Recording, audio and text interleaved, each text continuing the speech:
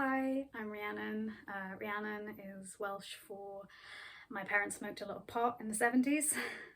Yeah, so as you might be able to guess from me being named after a Fleetwood Mac song, I didn't grow up in a conventional household. You know, my dad wasn't really a dad. He was more of a dead dad. My dad died when I was 15.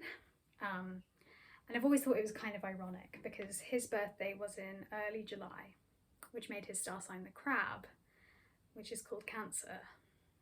But then he died of being shot in the chest by a centaur, which, as we all know, is Sagittarius. Sorry, that is way too dark at the top of a set. I do this. My therapist says I've got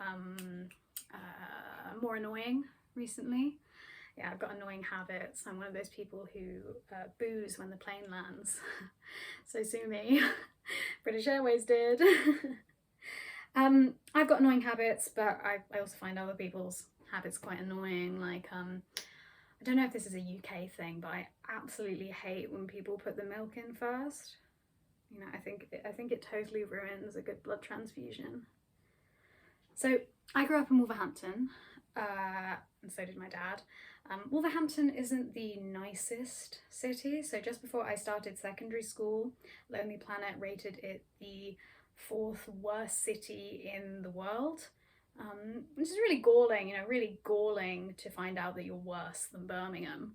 And also then to be pipped to the bronze place position by Mumbai. Like, what have they got that we don't? Slums. There's always next year. I mean, I'm not saying Wolverhampton should try and get like actively worse, although I have been throwing a few more trolleys in the canal than I normally would.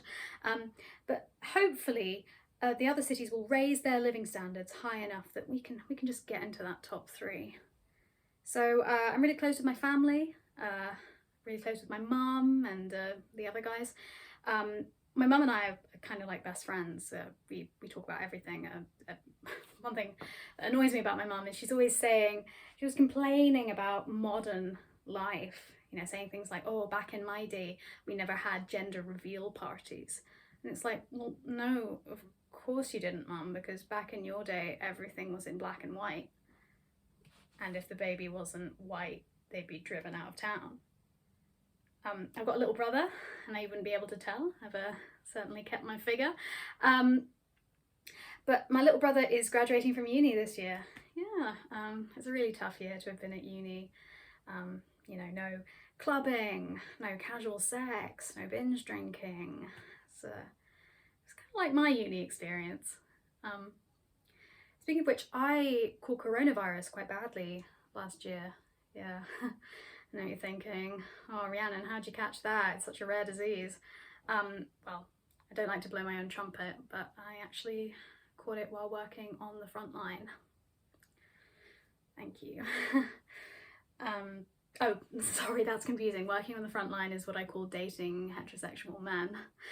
Yeah, so I caught it from a man, another comedian, actually, who shall remain nameless because he's not on panel shows. Yeah, not a lot I can milk from that situation. But I'm trying to be more positive about the pandemic. You know, like, I think this is the best pandemic to be living through. I was talking to my granddad, and he was saying that, you know, the Spanish flu in the 1920s, they had the absolute worst Zoom quizzes. And apparently they couldn't even Google the answers because they only had Ask Jeeves back then. And that really put things in perspective.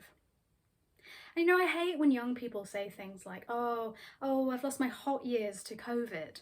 And it's like, how dare you? Have you no empathy for other people's suffering? I mean, some of us lost our hot years to not being hot.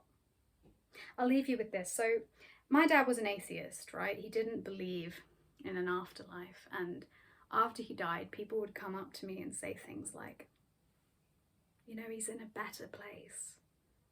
And that was really comforting to me to know that all this time he wasn't dead. He was just in Birmingham. Thank you so much. I've been Rhiannon Shaw.